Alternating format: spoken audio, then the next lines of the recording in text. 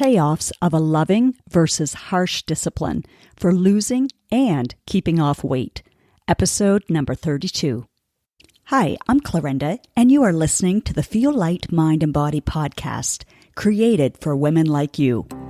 Women who are experiencing success in so many areas of life, but are struggling with weight loss, stress eating, and decreased energy.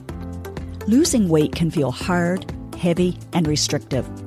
That's why every week I will be offering you a different perspective, tips, encouragement, and a unique approach so that you can feel lighter in your mind and body rather than feeling deprived, frustrated, or discouraged. What if you could feel free, yet in control around food for the rest of your life? What if you could enjoy your experience of losing weight and getting healthier?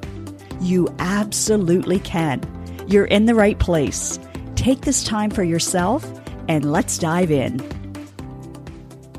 Too often we override what we know is best for our bodies because we've been so conditioned to what is the norm, what's advertised, and even what's esteemed on social media or in the fitness and diet culture. Think of a drill sergeant's attitude to the theme of what doesn't kill you makes you stronger kind of drive. What initially feels very motivating and lights up your brain will eventually feel too hard to maintain for an extended period of time. We try using harsh discipline, which can sound like us beating ourselves up if we do or don't do something that we deem bad. Then responding by depriving ourselves of food or adding in a hard or longer workout. Basically, doing penance for what we did wrong. Maybe you're experiencing that now and are getting tired of this harsh kind of discipline. Or maybe you've been avoiding getting serious again about getting some of the extra pounds off.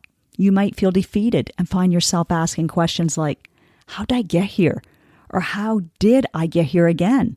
That continues the cycle of beating yourself up for starting and stopping. That feels like crap. Seriously. Have you been the recipient of someone's judgment and critical words? I feel pretty confident in saying 99% of us have been, if not all. Because just like we are judged, we judge others consciously or unconsciously. So, if that's your scene right now, it's no wonder you've been avoiding trying again. Your nervous system is anticipating what it'll experience again from the drill sergeant. The day after perfect. The day when you don't follow through on your plan. And that beat up, dejected feeling isn't appealing. That's why I'm not a proponent of harsh discipline. Yes, it can give a quick kickstart, but it too often leaves you trying to sustain on fumes. I've been there, and I have no interest in going back. Instead, I've taken that learning along with my updated knowledge, life coaching skills, and experience to help my clients get results in a way that feels lighter, physically and mentally. I help them get amazing results, and they get to do so using a loving discipline. A lot of them say they've tried it all before, and after our first session, they ask, Clarinda, where have you been all my life? You could have saved me so much pain and frustration. I say, I was learning it all along the way like you, and now I know what is freeing and doable for life. We're here now, so together, let's kick some butt in a beautiful, empowering way. Let's start with where you are now, without judgment, and create a healthier, happier, future version of yourself. That can be you. Let me teach you how to stop talking crap to yourself. Let's reset your hunger hormones to make the whole process easier and faster. And let's get you practicing allowing and not being afraid of your emotions so you can stop avoiding them or resisting them. You'll expend less mental energy and you'll stop eating and drinking for emotional reasons, whether that emotion is positive or negative. You'll experience the heaviness leaving your mind and body in a way that feels so much better, in a way that gives you the relief you've been seeking elsewhere that doesn't last. That is true self-love and self-care, and it will feel very nourishing to your heart. This is important because the biggest indicator of weight loss and being able to maintain it is what your self-talk sounds like at that time of messing up or falling short of perhaps a high expectation. Jumping from one way of eating, drinking, and being on the couch to creating a plan that requires so many changes at once is setting yourself up for quitting. I know all too well the feelings of disappointment and even disgust as I ask questions like, what's wrong with me? I should be able to do this. Clarenda, you know better. And that can seem so innocent and even pretend to be helpful because it feels familiar. But if you do nothing else this week, I want you to answer that question, what's wrong with me, by saying, there's nothing wrong with me. Let me check in and see what my loving self has to offer. That is when you may have the compassionate thought of, oh, I'm stressing myself out by going from 20 kilometers per hour or miles per hour to 80 kilometers, and I've burnt through a lot of gas or energy. How can I make this more doable and kinder for myself so I can progress and not give up? If you hear the inner critic say, oh, there you go again, letting yourself off the hook, evaluate that and ask yourself if you are. Get clear on what the difference is for you. Adjusting your plan isn't taking yourself off the hook. Quitting is. Failing ahead of time by not beginning is. Ask yourself if your adjustment will still move you toward your goal. Ask if you can be okay with an adjusted timeline to reach that goal. Ask how you can enjoy the experience along the way so it can be a welcomed, upgraded version of your healthier self minus so much pressure. I teach how you can listen to your body, be more in tune with it, develop an innate wisdom about what your body truly needs, how to develop a connected relationship between your mind and body, provide tools to help you notice your thoughts and feelings, and create your personalized plan with a loving and empowered discipline. The harsh discipline is so 1980s and 90s. Let's update our minds to let that old diet conditioning go, even if you're still hearing it in what or who you are following. I know it can be confusing and overwhelming.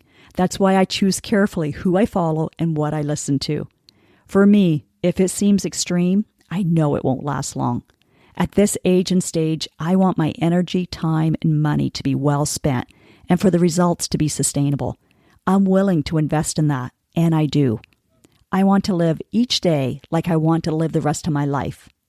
What do you want? Episodes 1 to 3 began to set a solid foundation for your Feel Light journey, but here are a few questions for this episode. When you think of aging gracefully, is what you're doing now going to give you that result? Fast forward 10 years and visualize who you want to be. How does she feel mentally and physically? What is she doing? What's she wearing? Does she look comfortable yet fashionable? I remember when my sweet mom, who by the way has told me if sharing anything about her past helps those I serve, by all means share. And when I asked her for permission, she said, oh yeah, I sure wish I had had a Clarenda encouraging me in my weight loss struggle. So thank you, Mom.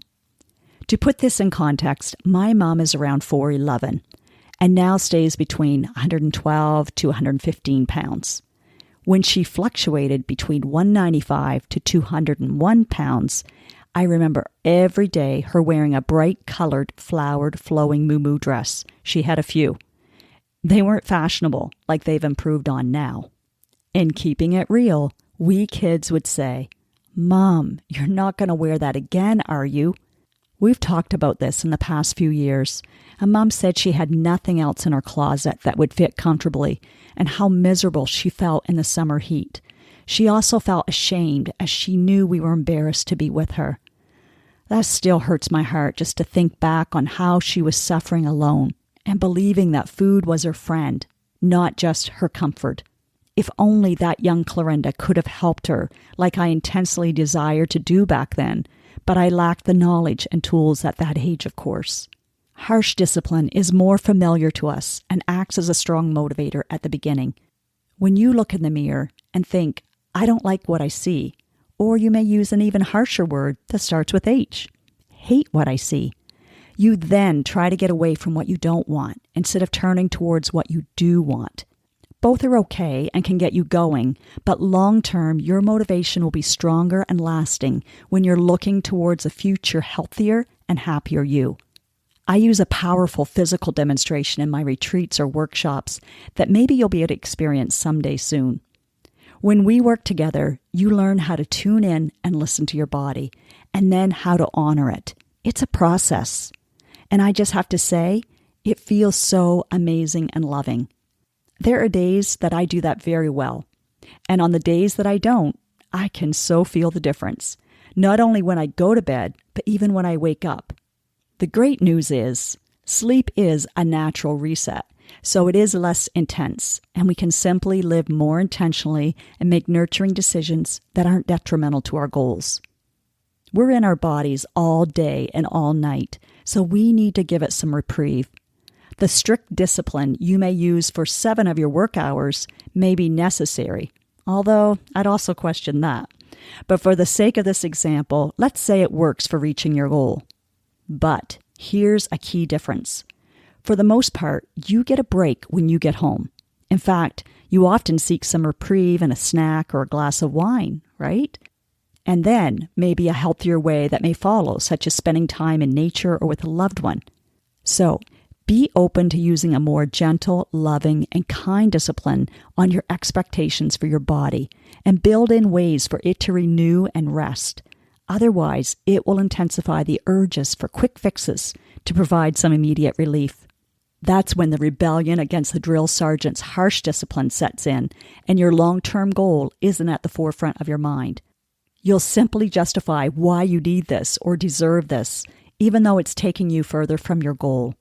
That's why at my fall retreat, I'll also be teaching ways to calm and reset your nervous system so that it can feel safe and believable and doable for you. That'll remove a layer of resistance and make everything easier. This is something new I'm adding in from my original course, and you'll get to experience it firsthand. There. I can't believe I said it. This week, I started to look at venue options and reached out to a chef that we've loved for 3 of the weekend retreats before. You know the magic of saying something out loud, right? I didn't just say it to myself, I've now said it to you. So stay tuned as I plan the 7th Women's Weekend Retreat for October of this year. It'll be the first ever Feel Light, Mind, and Body theme. You and my weekly email subscribers will be the first to know when the waitlist page is ready for you. In the meantime, I added some spaces to my calendar for a free 20-minute call for those who couldn't attend the Eat the Ice Cream Guilt-Free webinar to share the biggest takeaway. If you would also like to hear about that or simply talk about where you are now and where you want to go, click on the link in this episode's description to choose a time that works for your schedule. So are you ready to take some empowered action from loving discipline this week? Let's go. Now, do yourself the biggest favor. From love, take at least one action step from what you learned today. Knowledge without application won't give you the results that you desire. Let me know on Instagram, Facebook, LinkedIn, wherever, what you are choosing to do and when. And yes, please leave a podcast review wherever you are listening to this. When people read your words and can see themselves in them, then you are contributing to women empowering other women. And that feels amazing. You just might change or save a life today.